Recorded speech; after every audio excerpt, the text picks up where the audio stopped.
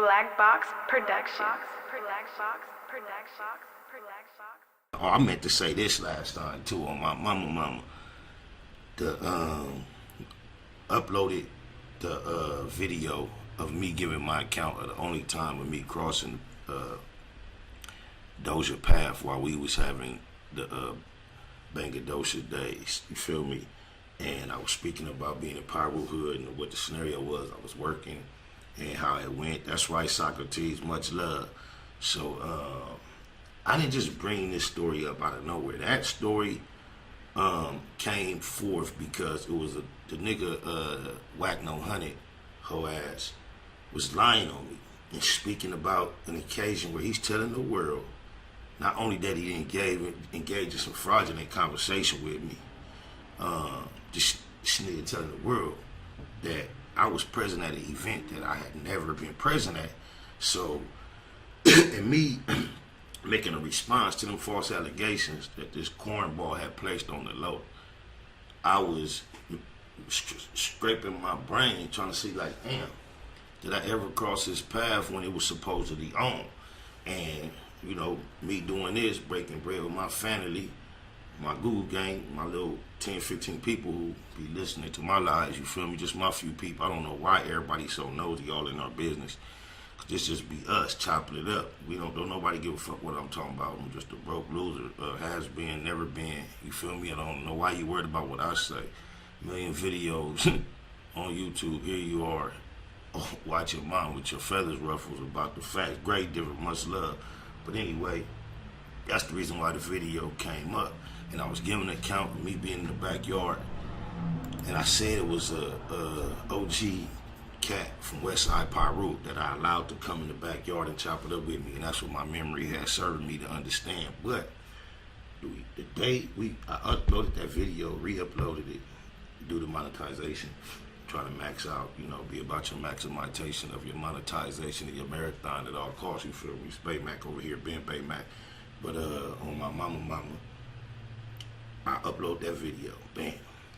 The next day I'm hopping to a subway. I'm walking in the subway, I got my earbuds on. I see it's like a nigga getting out of the car. We kind of catch eyes with some like energy or familiarity, nothing negative, but I go on the subway. He come in behind me like, you don't recognize me, huh? Okay, there goes some more of that. It's colorful up in this one. That's the only rainbow that natural. I appreciate that one on my mama, but come to the subway, standing in line, like, you don't remember me, huh? I'm like, man, you look familiar. And I'm like, he was like, that day. And before he could say that day and remind me of what day he was referring to, I'm like, bam, you the OG that was in the backyard. I'm like, showing him my phone. I'm like, look, man, I was just talking about you.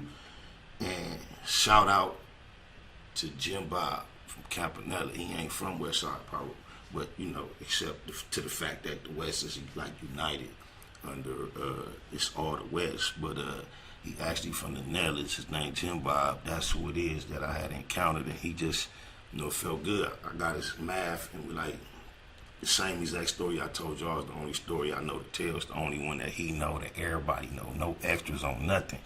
So he working on some things right now, media-wise, that I might be tapping into, or I might not. But salute to you, JIMBOB. He on the same talking that same talk he was talking back then about, you know, black unity. Not only that, what I was about to say on that subject,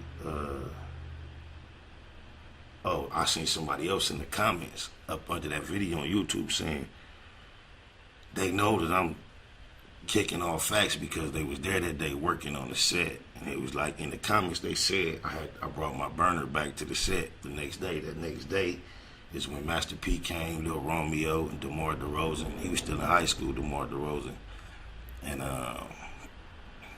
that's crazy because I'm glad I don't know who that was. I only can imagine. I'm scraping my brain as to who was all on on the crew. And for that type of statement, I think I know who it is. Salute to you, my nigga. And then if he came back the next day, no ill will toward Dino, but in the same sense, when you read the Bible or you give an account of what happened, you don't leave out the parts of Judas or the encounter when all right, good looking, Jay. On my mama, we got some foreign money. It's all over the world. You don't leave out the bad part. So the part where Peter turned his back and didn't, whatever. So I'm gonna just say this: the next day, so the nigga that was in the comments and JIMBOB, I'm sure he know about it. He wasn't there the next day, but we was in the backyard. So the nigga Dino, shout out Dino, much love, cancer survivor. But Dino, we said, the benches, that's like the bench that be at the port. It's a bench, table in the middle, then it's the two long seats on each side. So I'm sitting on one long bench, Dino sitting on the other long bench. And I'm holding him responsible for the encounter the day before based on how he told me he was going to have a situation and how it turned out. So I'm getting on his head about it with this much distance. But he say, do I blow? Do you not realize you at the Wake and Bake show? Hey, tap into him, Mr. Grower. You get good. You got indoor bomb. But anyway, so me and Dino, we have a little words about the situation. They get kind of heated.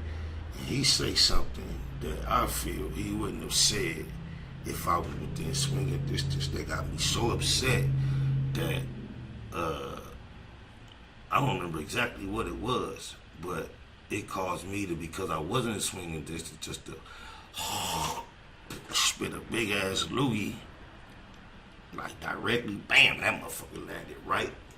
X marks the spot from the eyebrows to the chin hairs. Just thick, blam. He was, instead of him like spitting back, I guess he was so caught off guard, he got up and tried to come around the table like he was gonna get at me, but before he could like make a move, Puto like, slid him over the table. And then, it's all love. It's just how it happened, man. On my mama. So there, it's whatever. But that caused him not to be able to be on the set anymore. It's odd because his daughter actually played my daughter in the movie. She was like a young lady, and he had to. He wasn't allowed on the set when his daughter came to film. He had to like pull up, park down the street. And some ladies from the production went down there, got her, brought her down there. But it was just an experience, no extras on nothing, just sharing. This is what I do with my little few family members that be just chopping it up with me. Anybody else who, y'all ain't got no business being here, peekaboo. And if you don't like what we talking about, we ain't talking to you anyway. Bye. Neighborhood Nip Hustle. Big shout out to my nigga SPI, Spotter Low. I'm in the black box, had to come through, tap in, show love one time. Yeah, y'all make sure y'all subscribe. Stay tuned, all that. It's the homie cook-up boss, goddammit, Cub Low. And y'all tuning in to the Wake and Bake show with goddammit the homeboy Spider Low. Here with SPI, the realest nigga in LA. Spider this bitch! My nigga Spider Low. Spider Low, nigga. Spider Low. Spider Low. Spider Low. Spider Low. Spider Low. Spider Low, that's my nigga. Spider Low. Spider Low. Shout out to SPI, that motherfucking nigga. You are now in the black box with the homie Spider Low, the most eastiest. Facts over feelings, keeping it a Google Plex. Feel my campaign. Spider Low, Wake and Bake. Better keep it Google, nigga. Loke is in LA somewhere doing what he's doing.